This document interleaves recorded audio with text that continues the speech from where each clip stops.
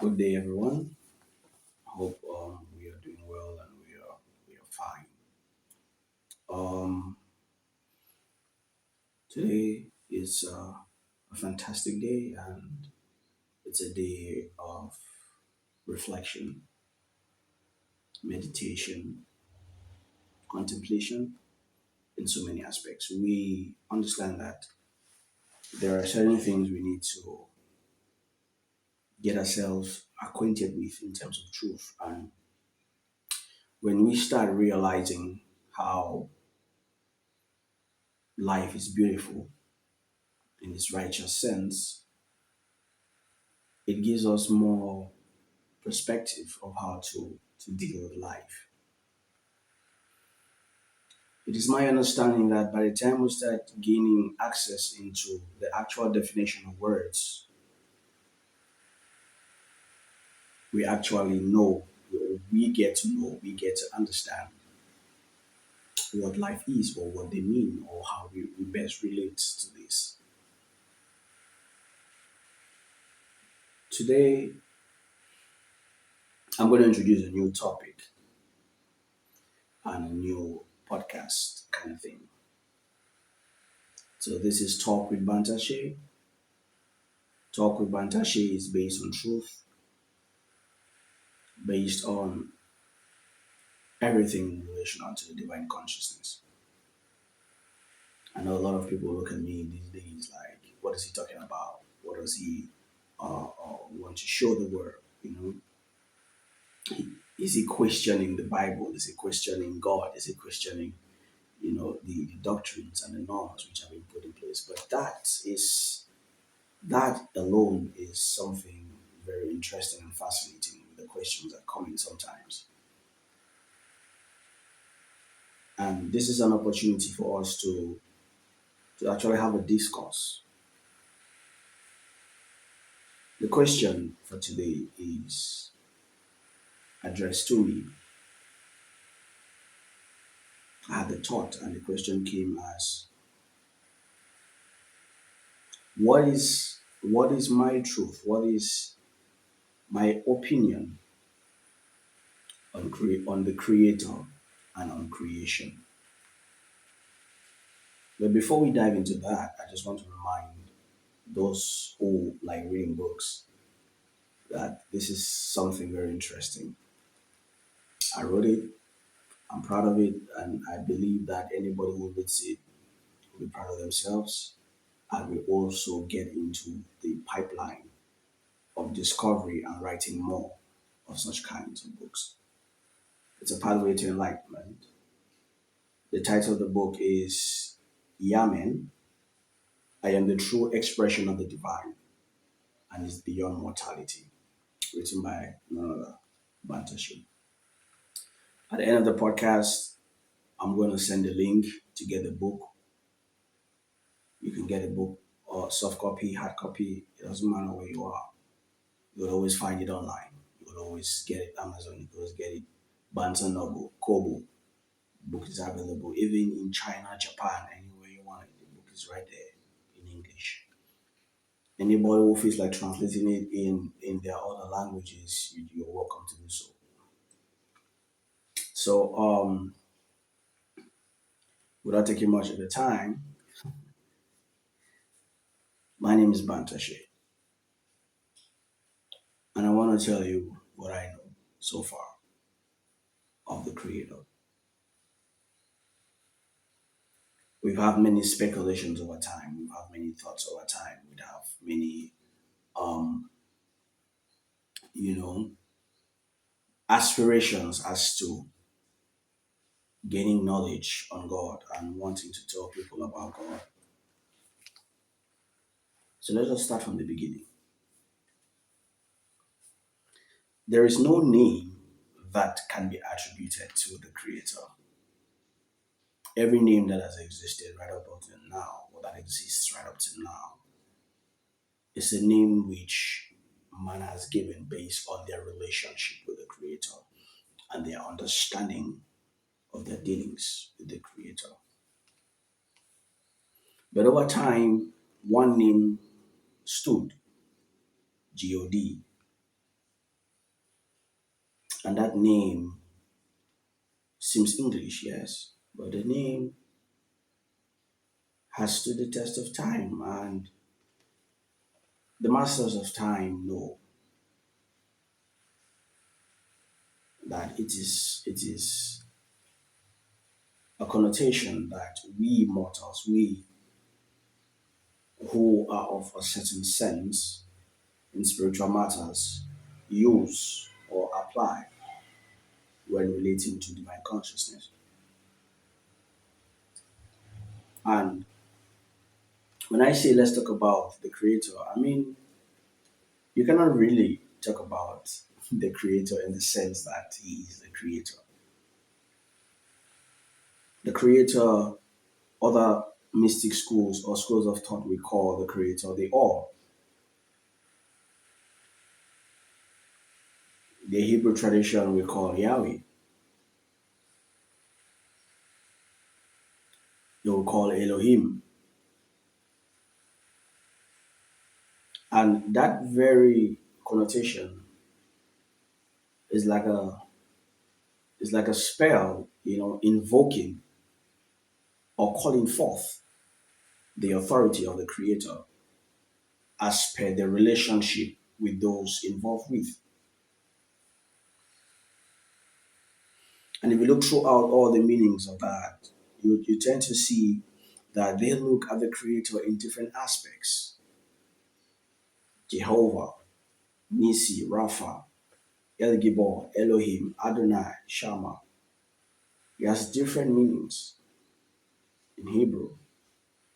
And these meanings are relational to the people who were involved with them. And I know that for me to actually talk about the creator, I really need to, you know, get rooted into the knowing of who the creator is. So first and foremost, the creator doesn't have a gender. He is void of gender. He is neither male, he is neither female, he is neither object. He is neither um the creator is neither light, nor darkness, nor energy, nor good, nor evil, nor you know, he's none of that. She is none of that. Either he, she, it's the creator. And sometimes we dwell too much on the he aspect because we want to portray a certain level of superiority in masculinity. But I beg to differ. I beg to differ.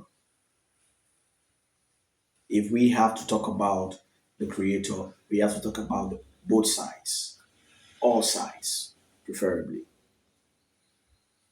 Because the fullness of God is the fullness of all things. And the fullness of all things includes all things, no exception. The cosmos, the multiverses, man, woman, or let me say man, male and female, the insects, the greenery, grass, trees, the ocean,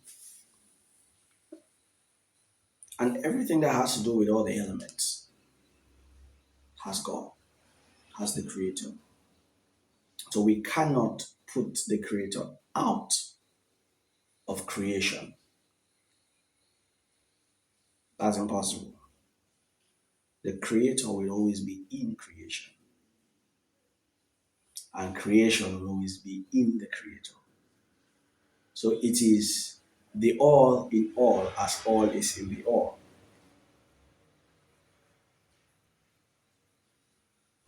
There are books which you need to study, which you need to get yourself acquainted with. And now some people may say, oh no, Bantar-Shey, what's happening with you? You're getting out of line, you know.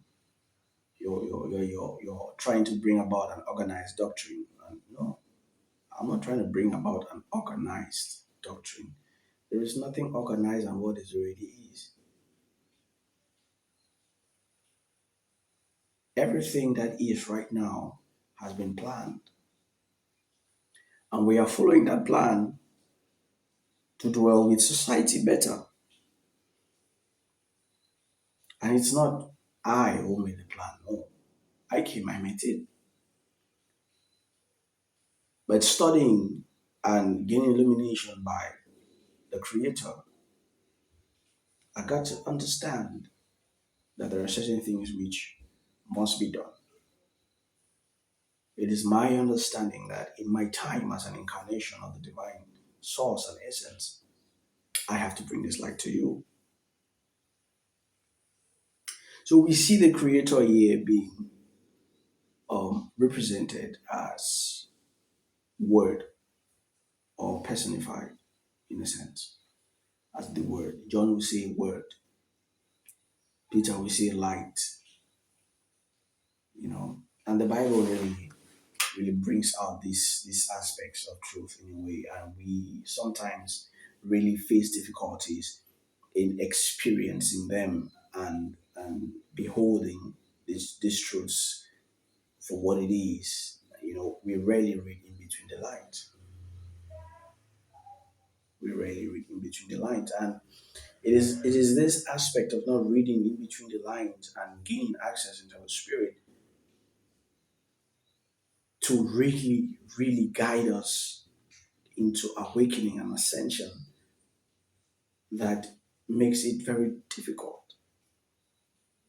What is the purpose of learning if you cannot unlearn what you have already as knowledge to learn anew? What I'm telling you today is nothing new. It's something that has always been, but misunderstood and misrepresented. It has been mistold. But we now, of this era, I believe is the Aquarian era, the era where knowledge is what we ought to seek. And there's a lot of pollution everywhere, and people, bringing forth things and ideas as some form of distraction to, put us out of that knowledge, of that concept. Ignorance is something that is very dangerous, and knowledge itself is also very dangerous because there are times when you choose not to know, and there are times when you choose to know. But the application thereof of what you know and what you don't know is very vital. That's where wisdom comes in. So the creator cannot be defined. The creator cannot be explained. The creator cannot be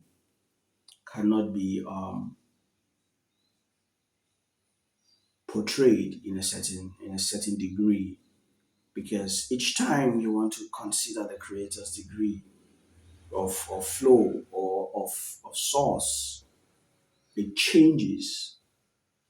It changes and it eludes. It's something that is very very beautiful. The righteousness thereof is beautiful. You cannot quantify the creator, you cannot qualify the creator.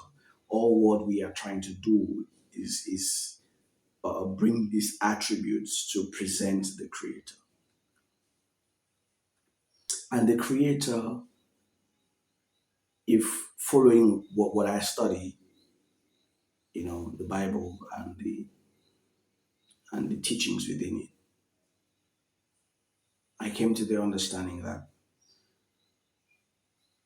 the creator is beyond the retrospect of thought, of being, of existence, of living, of time, of eternity. Immortal and eternal and infinity are the three words which we put, you know, to exemplify the explanations we are giving.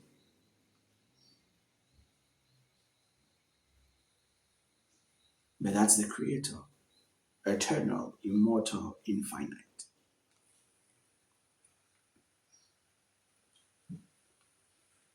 I cannot say the creator is a being.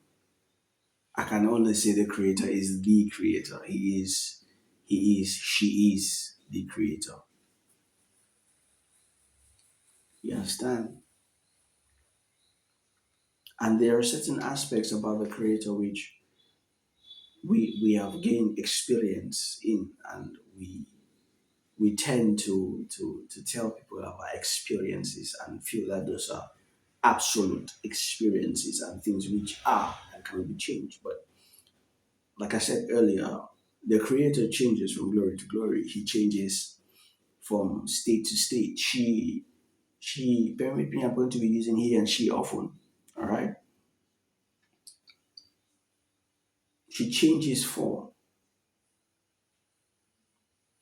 in a progressive manner of consciousness based on how we relate with the divine consciousness or with the God consciousness or Christ consciousness. We need to see beyond what is normal by using what is not normal to experience both sides.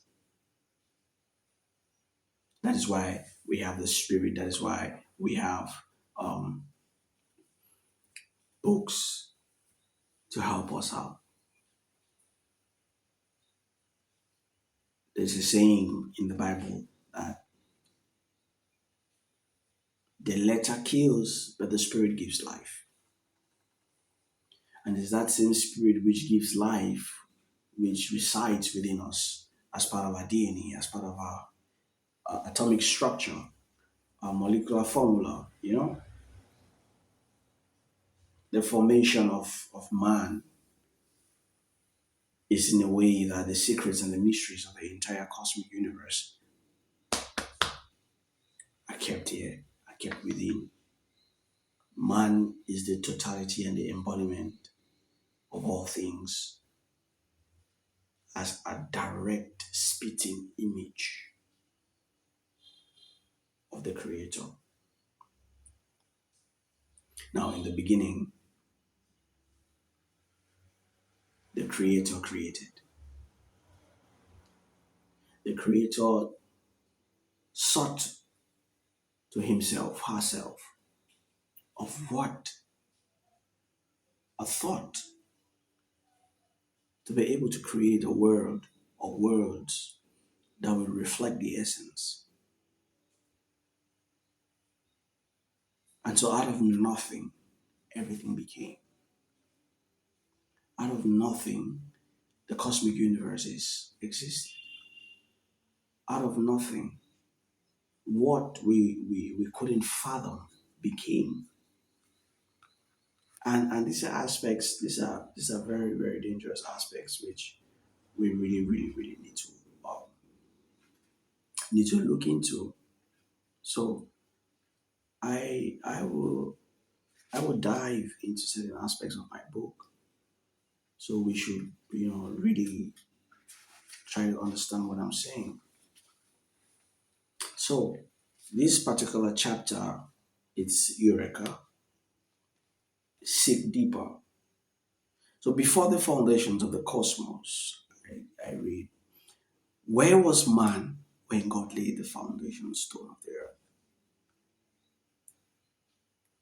You see, I started having thoughts about foundation.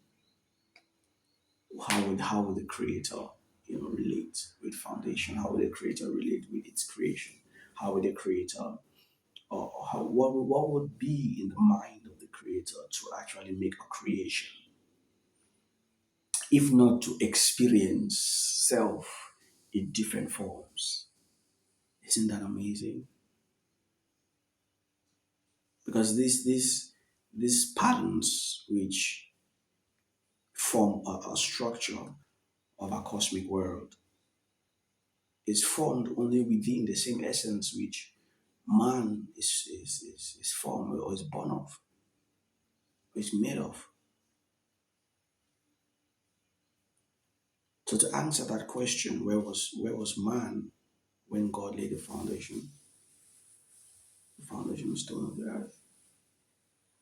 It reads, I understand that by now you have arrived at the end of the book.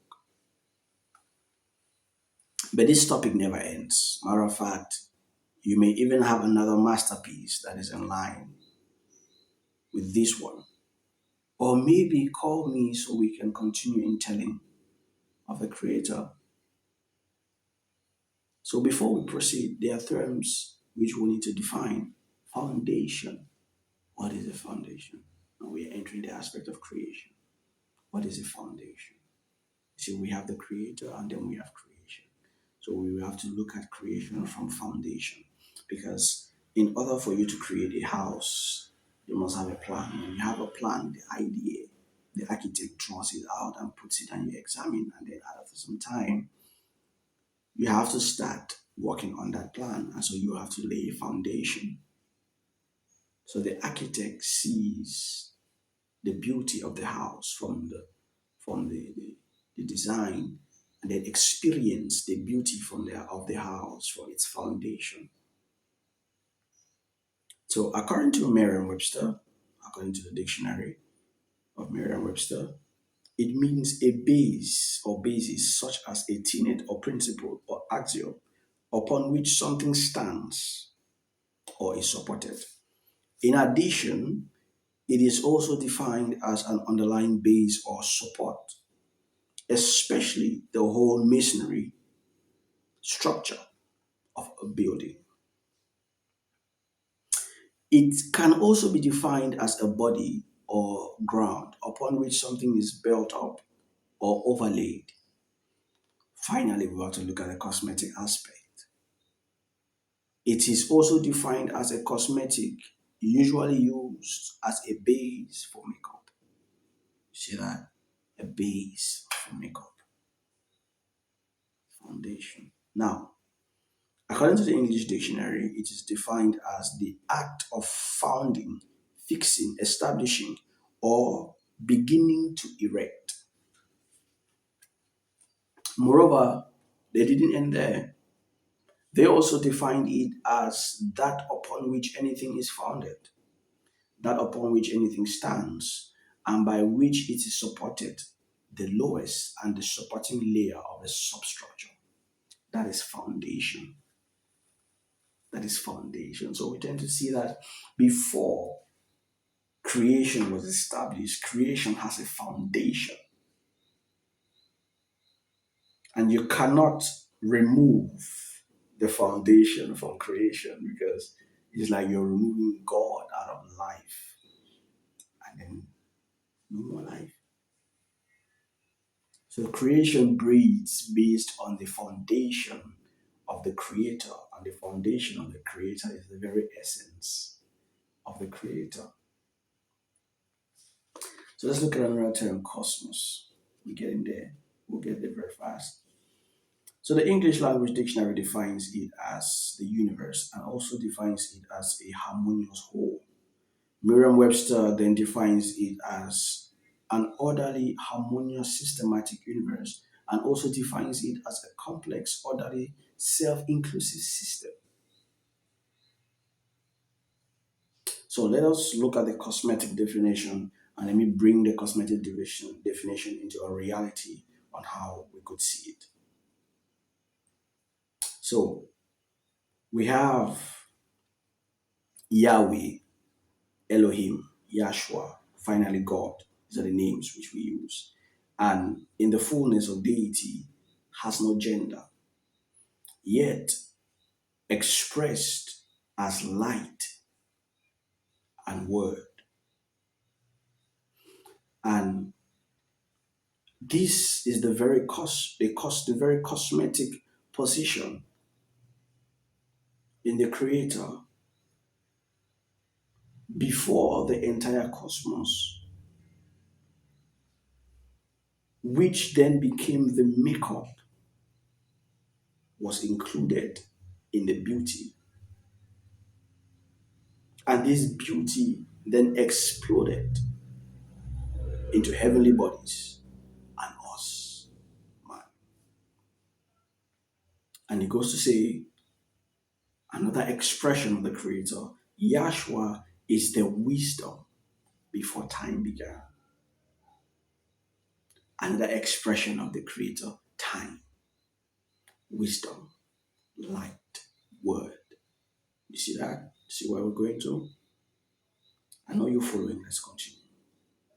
So man in the original concept had not been physically manifested. Now God's idea of creating man as and like God, you see that as and like God was not yet established. Matter of fact, God made the idea come to light when the foundations of the cosmos were established. So if the foundations of the cosmos weren't established, his idea of man would manifest. And so he wanted that idea to manifest. So he had to create a foundation. Because who is going to oversee the cosmos in his stead, in her stead? Who will oversee the cosmos? Questions you need to ask yourself.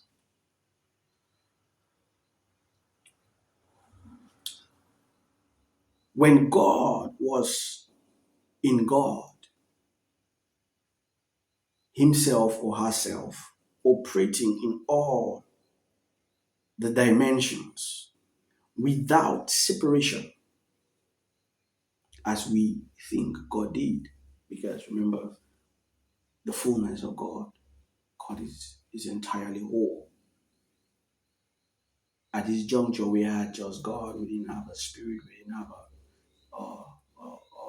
son, you know. But all of these things, it was just one. Before it became to our understanding of three. And in ancient times, we have what we call the triquetra, the three in one, the three representing one, the three representing whole, the three representing the entire. And back in the days, it used to be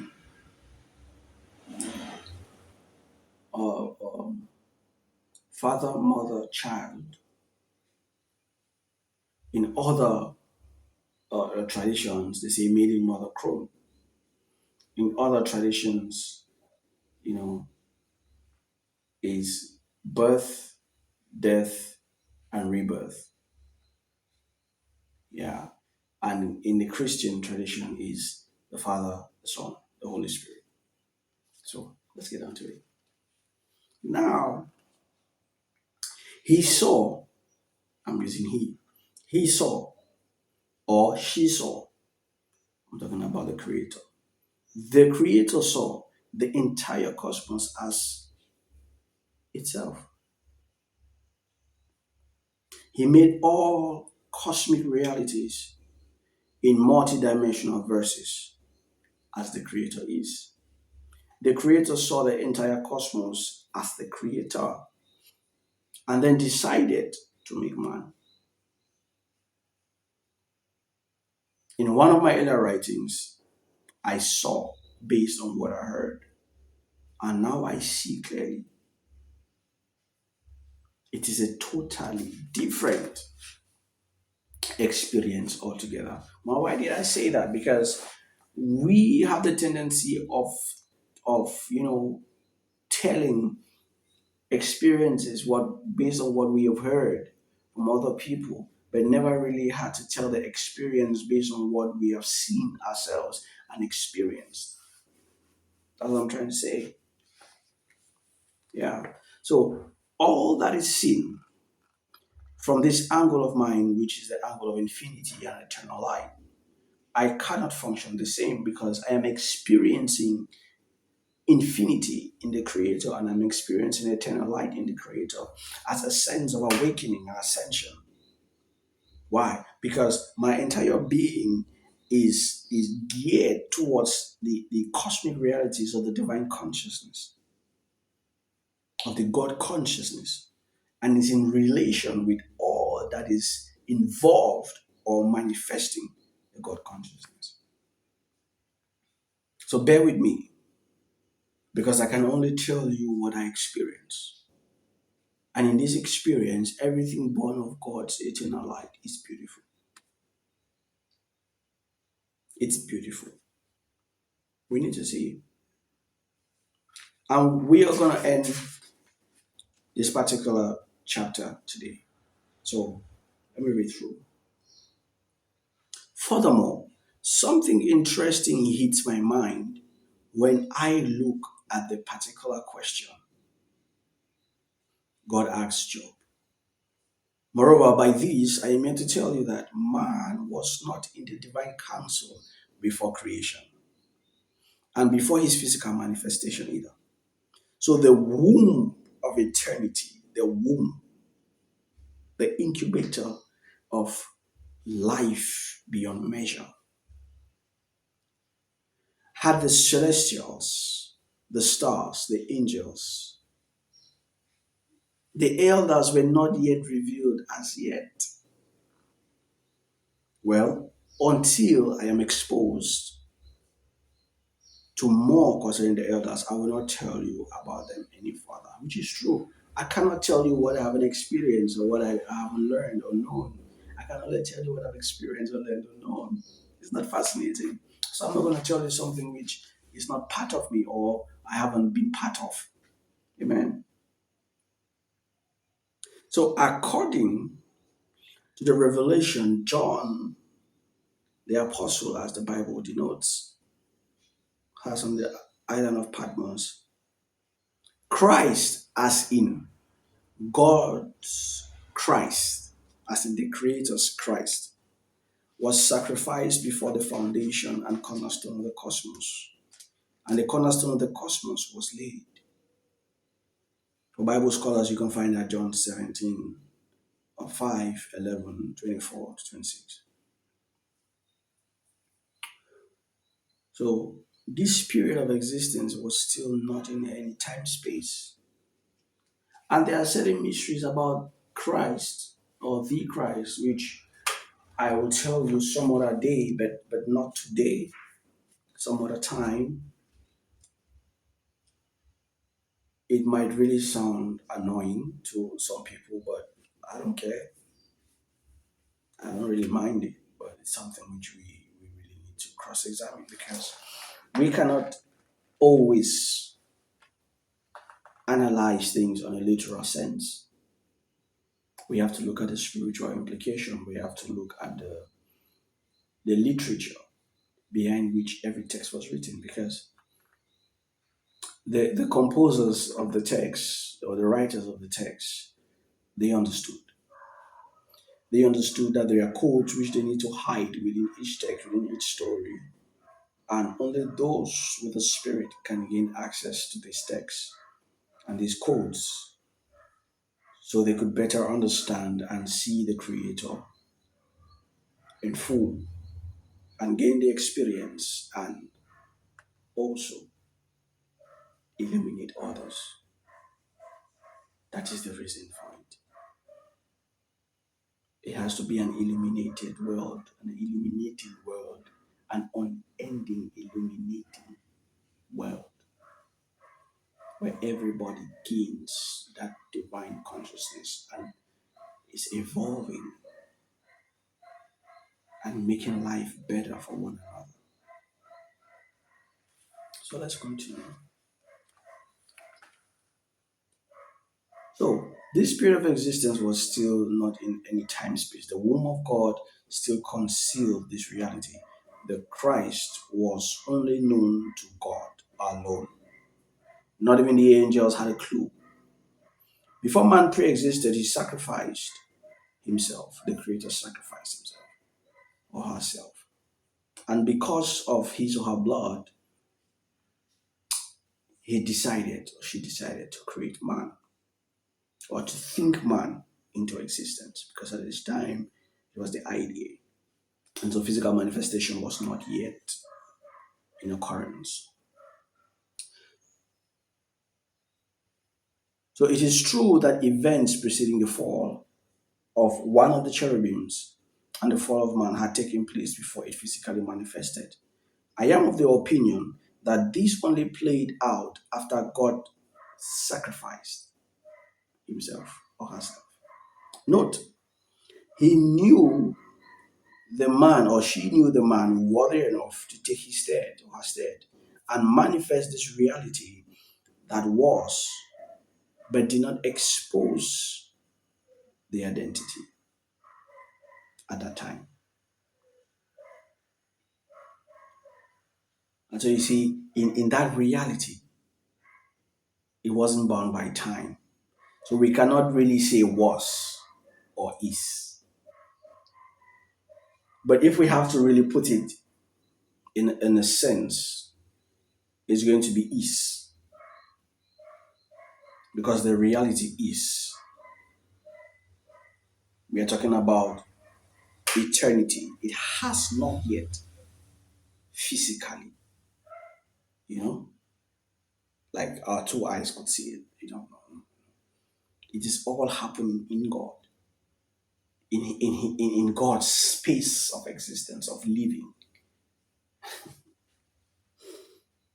Note, yeah, he knew the man worthy to take his stead, and that will physically manifest all things. In eternity and in the concept of time, where physical manifestation exists. Remember, time is a construct. It is neither nor. It's a construct. And we could bend its wheel.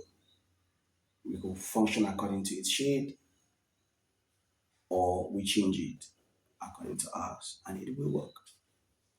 Now, to conclude this question, do not freak out about what I'm telling you, though it is the truth. The secrets of the cosmos are hidden in the earth's foundation.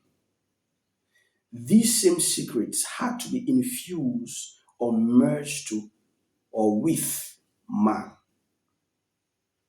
physically through the soil, mother. I tend to always call the soil mother because the soil brings about the reproductive tendency of the womb. Whatsoever you plant, it reproduces. Mother Earth, which has God's essence, and also through the breath of the Spirit, which is God,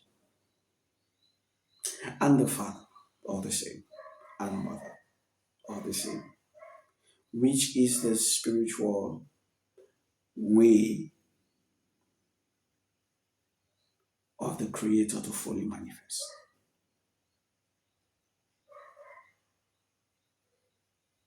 Now, Dr. Greg Braden once said in an interview, and it really struck me.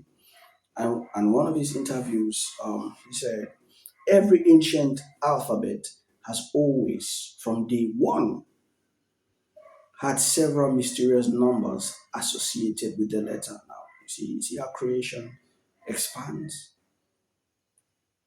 And the number,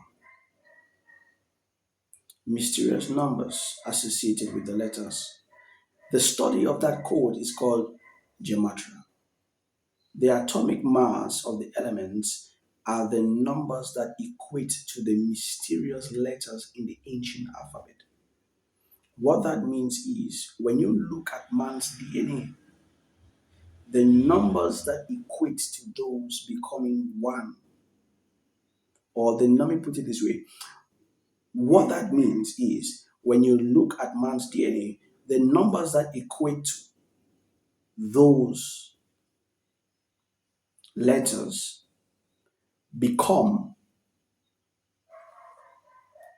the letter 1, the letter 5, the letter 6, and 3,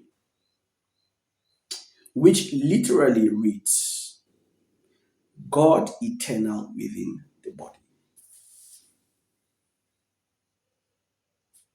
Scientists have struggled to prove that the existence of God within the body is not there, but that's it, it's there. It's right there. You could also do your findings, you see it for yourself. God eternal within the body. God eternal. It is in Hebrew, it is in Aramaic, it is in Sanskrit, which are three of the root languages. He ends there. Now, Dr. Greg, this is someone who has devoted himself to finding the truth about God, about who we are, and to make us understand that He has denied any limitation and went both spiritually and scientifically just to prove to us that God is in us. And when we look at the person, Yahshua, we see better. We see how the incarnation of the Creator was rightly presented. Furthermore, there are books I want to encourage you all to read. Books such as Change into His Likeness by Watchman Nee, Man as God Intended by James Alexander Fowler, The Great Dance by C. Baxter Kruger, The Universal Christ by Father Richard Raw, The God Code by Greg Braden, and there's so many others. Meta Genes by Deepak Chopra, Becoming Supernatural by Dr. Joe Dispenza. I mean, Waking Up in 5D by Lauren. I mean, they are great books that you can see, and then you start to experience yourself in the fullness of spirituality, in the God consciousness. You know, so amongst many books, there are a lot. So some of them are old, and you may think outdated, but when they wrote, they were way ahead of their time. Trust me, they were. So let us feel alive in the truth we confess, and in the eternal life we are living. It takes courage from the Spirit of God to come out strong in telling of good news, the same good news that Yahshua had exposed. And it is exposing, and is still exposing right up to this moment. Pen it down, make it public, so that those who are in the same mind as you can benefit and tell others too. So the question from the beginning, who determined the measure of the earth in addition? Who stretched the measuring line upon it? This is the answer I gave. The earth is or was measured according to God's eternal space. This space knows no boundaries, nor has any limits. Everything calculated by man, we have to double check. We have to double check. A world without end is both metaphorical, literal, physical. A world without end.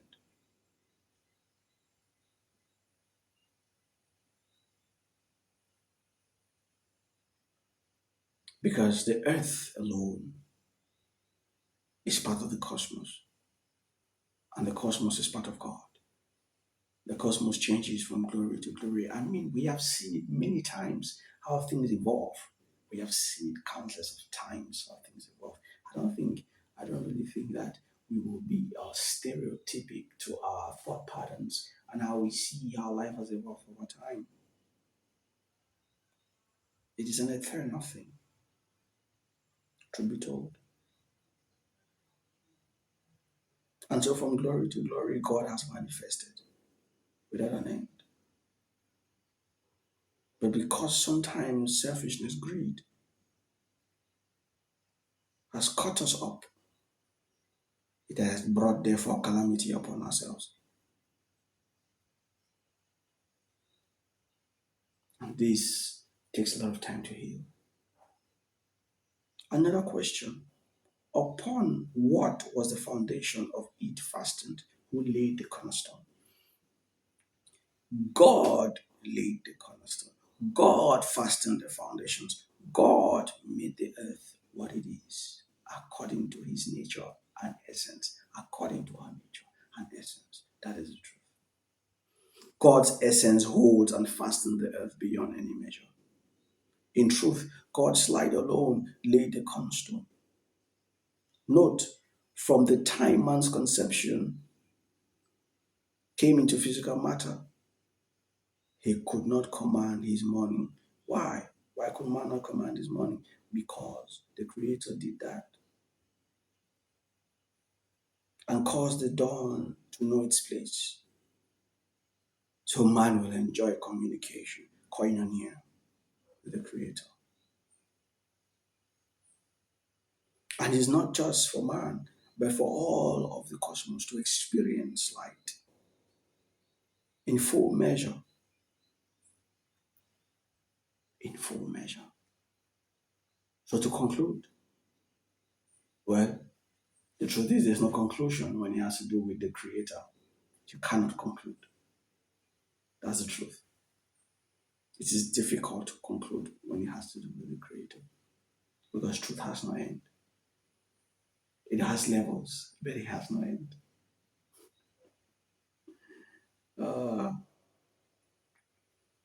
I know that you'll be interested in reading this book, and I know that you also want to express yourself entirely. So I encourage you to write what the Spirit tells you, what your higher self teaches you. I encourage you to write. Join me. Let us talk more about the Godhead and ourselves in the Godhead and ourselves in the Creator. Remember, we have the creative tendency. It's right there in our DNA. It's right there. We cannot separate it. Nothing can separate us from the love of God. Nothing can separate us from God. For God is love. And in the end of it all, where there is no end, the very nature of God is peace. And that peace alone will always surpass all mortal understanding. It will always surpass all mortal understanding. That's the truth about the Creator.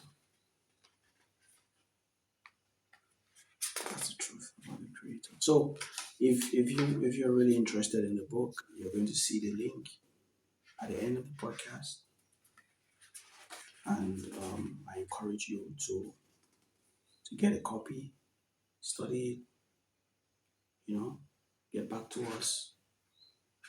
Let us know your thoughts on it. So there are topics in here, very interesting. We have forward, preface, acknowledgement. So he has 6 chapters: reunion with Christ, Spirit of the Living God, Deity, your very essence, Seek Deeper, Eureka, Pre-existence, The Great Homicide. I have other books out there, Attitude Intelligence, but my main concern is this. Because when you gain understanding of the spiritual matter, you will have more knowledge and sense to execute wisdom on the physical matter. Thank you, everyone, for listening. My name is Bantar-Shey, and this is Moment of Truth.